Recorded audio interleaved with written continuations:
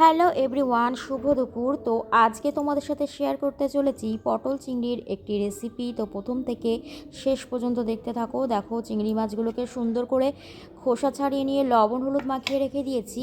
আর এদিকে নিয়ে নিয়েছি দুটো টমেটো, একটা পেঁয়াজ, কয়েক কোয়া রসুন, তিনটে কাঁচা লঙ্কা, আর আদা, জিরে, ধনে আর 3 থেকে 4টে শুকনো লঙ্কা আমি আগের থেকে পেস্ট করে রেখেছি।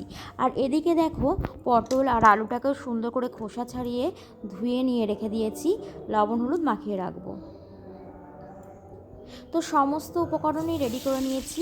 এবার তো কড়াইতে তেল গরম করে আমি একে একে সমস্ত উপকরণগুলোকে, মানে যেগুলোকে ভাজার সেগুলোকে ভেজে নেব। যেমন এখানে চিংড়ি মাছ আগে থেকে লবণ হলুদ মাখানো ছিল, তো আমি চিংড়ি মাছটাকে কিন্তু আজকে সেদ্ধ করে নিই। যেহেতু লবণ হলুদ মাখানো ছিল, তাই কিন্তু এটা বেশ সেদ্ধ মতনই হয়ে এসছে। তো সেই জন্য আমি এটাকে ভেজে নেব। তো চিংড়ি মাছটা ভাজা হয়ে গেছে, এবার তেল থেকে তুলে নেব।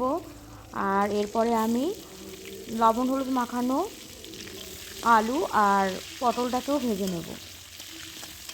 আগে থেকে আমি আলুটা ভেজে নিচ্ছি, কারণ আগে পটল ভাজলে তেলটা কালো হয়ে আসে, দেখতে ভালো হয় না।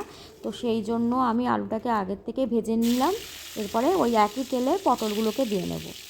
তো পটলগুলোকেও আমি একই রকমভাবে ভাজবো, লাল লাল হয়ে আসলে তুলে নেব। তো বন্ধুরা, রান্নাটা প্রথম থেকে শেষ পর্যন্ত দেখতে থাকো, আর ভালো লাগলে অবশ্যই একটু লাইক কমেন্ট করে দিও। রান্নাবান্না খুব একটা আমি ভালো জানি না, তো যতটুকু জানি চলে যায়, আর সেটাই তোমাদের সাথে শেয়ার করার চেষ্টা করি। তো রোজ আমি ভিডিও দিতে পারি না, যতটুকু পারি একটু তোমাদের সাথে শেয়ার করার চেষ্টা করি। তো পটলগুলোও ভাজা হয়ে গেছে, তুলে নিলাম। এবার ওই একই তেলে যে তেলটুকু আছে, সেই তেলটুকুর মধ্যে আমি ফোড়নে ব্যবহার করব জিরে আর তেজপাতা। তো জিরে আর তেজপাতাটা একটু লালচে হয়ে আসলে এরপরে আমি কোচানো পেঁয়াজটাকে দিয়ে নেব। আমি একটা পেঁয়াজ এখানে ইউজ করেছি, তোমরা চাইলে আরও দিতে পারো স্বাদ অনুযায়ী পরিমাণ মতো। তো আমি এখানে যেহেতু 500 গ্রাম মতো পটল ব্যবহার করেছিলাম, সেই জন্য আমি একটাই পেঁয়াজ দিয়েছি। তোমরা চাইলে 2 থেকে 3টেও দিতে পারো। আর এদিকে দেখো, 3টে কাঁচা লঙ্কা দিয়ে নিয়েছি। যেহেতু আগের থেকে লঙ্কা পেস্ট করা ছিল, সেই জন্য ঝালের পরিমাণটা একটু কম রাখার জন্য আমি এখানে 3টে লঙ্কা ব্যবহার করেছি। তারপরে আমি দিয়ে নিলাম টমেটো পেস্টটা। তো টমেটো যতক্ষণ না কাঁচা গন্ধ চলে যাবে, ততক্ষণ ওটাকে আমি একটু কষিয়ে নেব। এরপরে লবণ হলুদ দিয়ে নেব। তারপরে আমি বাকি মশলাটাকেও দিয়ে নেব, যেটা আমি আগের থেকে রেডি করে রেখেছিলাম, আদা, জিরে, ধনে আর শুকনো লঙ্কা।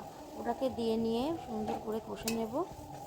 যতক্ষণ তেল ছাড়তে শুরু করবে, ততক্ষণ আমি ওটাকে কষবো। তারপরে ভেজে রাখা পটল আলু ওই মশলা, কষে রাখা মশলার মধ্যে দিয়ে দেব।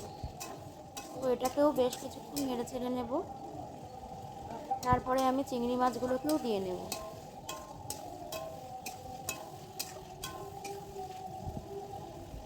তো বন্ধুরা, এই রেসিপিটি খেতে কিন্তু অসাধারণ হয়েছিল।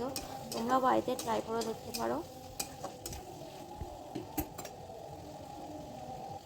সমস্ত মশলা আর সমস্ত উপকরণ দিয়ে দেওয়ার পরে একটুখানি আমি এখানে চিকেন মশলা ব্যবহার করেছি। তোমরা চাইলে নাও দিতে পারো, আমি দিয়েছি। তো এটা দিলে কিন্তু খেতে বেশ ভালো লাগে, সেই জন্য একটু জাস্ট চিকেন মশলা আমি এখানে দিয়ে নিয়েছি।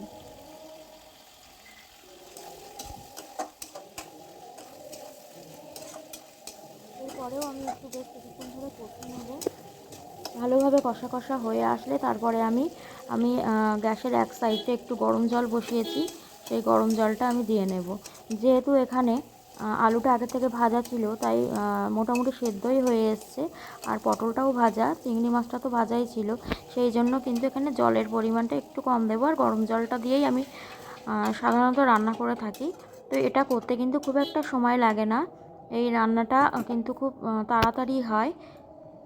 এরপরে এটাকে আমি ফুটতে শুরু করলে একটু জাস্ট কিছুক্ষণ ঢেকে দেব। তারপরে ঢাকনা নামিয়ে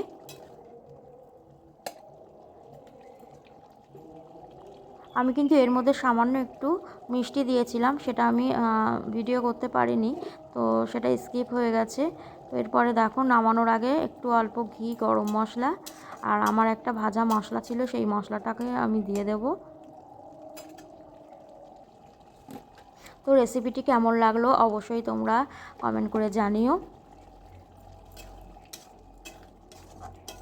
তো তো আজ এই পর্যন্ত, টাটা।